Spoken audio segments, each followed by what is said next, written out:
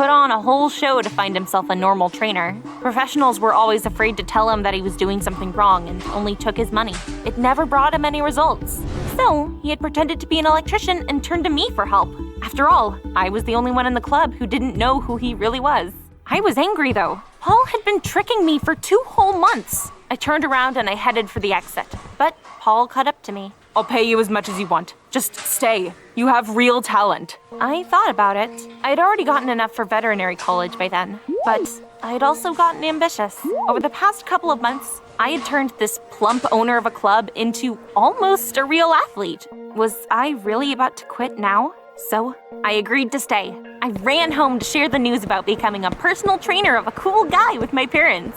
When I suddenly saw a banner with an ad for an animal shelter. Felix was in the photo. I recognized him by that same torn ear.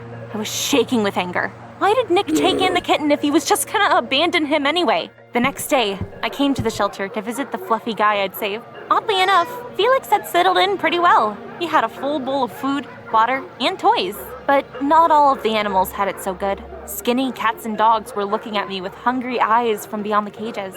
I felt so sorry for them. I pounced on the first employee I saw. What was this mess? The girl looked upset and said that the shelter had no money.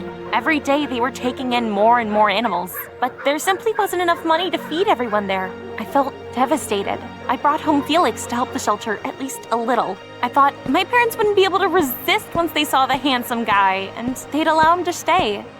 I could not have been more wrong. My parents got terribly angry and told me to immediately return the animal to the shelter. They stood firm no matter how much I tried to convince them. Crying, I left the house with Felix in my arms. I didn't want to part with him again. So I came to work and I prepared a corner in the locker room for Felix. And he started living there. I spent whole days at the fitness club, and I fed the kitten with the money that I'd earned from training Paul. I spent almost my entire salary on the other animals in the shelter, but it still wasn't enough. I even spent the money I'd set aside for the veterinary college. Heck, something had to change. And at that moment, a brilliant idea came to mind. Since the owner of the fitness club was so rich, he could support the shelter and I could keep being his trainer. Paul agreed. Now I could return Felix to the shelter with no worries. After all, he wouldn't need for anything there. I went back to the shelter and I told the good news to that same employee, but she said through tears, Our building's been bought. They're gonna demolish it and build a shopping center instead. There's nowhere to put the animals, so they're all gonna be put down. Damn it! Why were people so cruel? I simply couldn't let that happen, and I spent the whole night trying to come up with a plan. There was only one way out. In the morning, I plucked up the courage and I asked Paul to buy the building. He admitted that it was too expensive, and even he didn't have that much money. I would have to find another way out, but Jess interrupted me. Listen, you're really good at this. You've turned our boss into a handsome guy, and so quickly on top of that. Tell us your secret. Jess offered me a ton of money. After all, she would earn more after learning my secret and raising the price of the workout sessions with her. I jumped for joy and I hugged Jess. Without realizing it, she had given me a great hint. Now I knew what to do. At home, I found an old photo of myself and I enlarged it in Photoshop. Then, I recorded a video. I used to look like this. But as you can see, I found a way to get the body I wanted. Do you want to do the same? Then go ahead and send me a message. I posted the video with the hashtag #PerfectBody. The next morning, I was woken up by a flood of notifications. I realized that my plan had worked. Naive fat people had sent me a ton of messages. Everyone wanted to know my secret. And my biggest secret was that there was no secret. I'd been going to the fitness club for years to achieve the results. Paul was no exception. I made him train until he collapsed. But people wanted miracles, and I decided I would give them hope. I set a crazy price for my video lessons, and I promised a cool result in just a couple of months. And it worked. That same day, people started sending me money. Don't think I'm a fraud, though. I started recording video tutorials and sending them out to my subscribers. They would train according to my methods, and we would see what happened. At the time, money was the most important thing. A month later, my Perfect Body project had become very popular. People spared no expense on my online courses. Paul even liked it so much that he made me the face of his club. During one of those promotions, I agreed I would do something crazy. I put on a tight-fitting top and shorts, and I stood in front of the panoramic window in the fitness club next to the logo of my project. An admiring crowd immediately gathered on the street. Newcomers found out about my course, subscribed, and paid me for it. Those who didn't have enough money signed up for training at our fitness club. I was over the moon. But then, something ruined my mood. I saw Nick, Felix's owner, in the crowd. I ran out and I started berating him in the middle of the street. But he said that I had just misunderstood everything. That day, my parents brought my little sister home from the hospital. She turned out to have a terrible allergy to cats, and I had to take Felix back to the shelter. But I kept taking care of him. I brought him food and toys, and when I had enough money to, I was helping the other animals as well. I realized that I shouldn't have pounced on him like that. In fact, we had common goals. I told Nick about the sad fate of the shelter and my plans to buy the building. He liked my idea and suggested that we visit the animals together. At the shelter, the first thing I decided to do was tell the staff the good news. I'll have enough money saved up soon. I just need a little bit more time. And then, but I didn't get to finish. Bella, it's too late. The new owners are already here.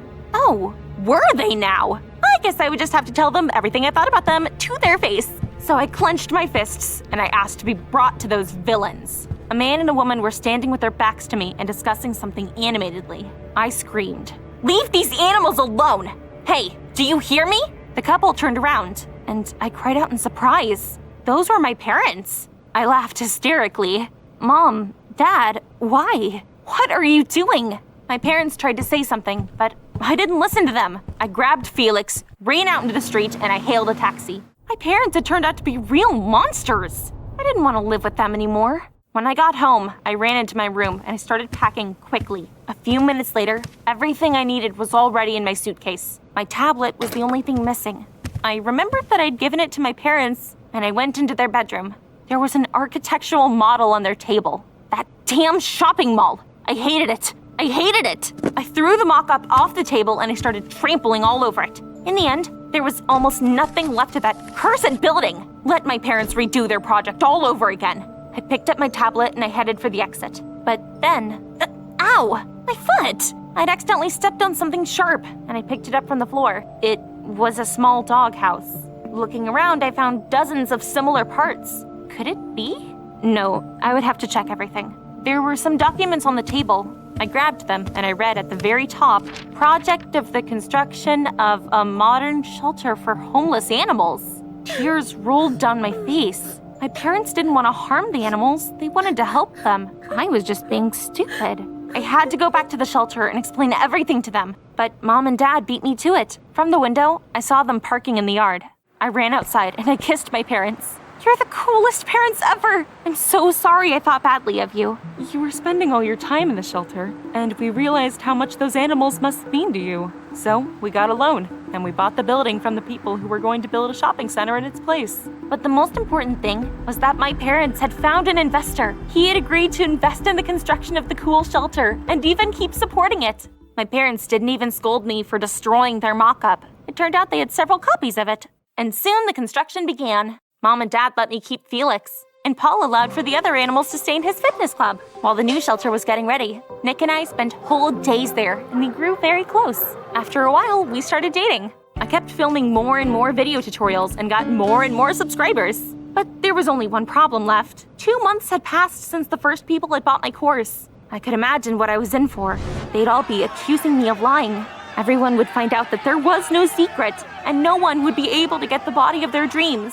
And then, maybe, they would even sue me. But things didn't turn out the way I expected. Just imagine, everyone loved my lessons.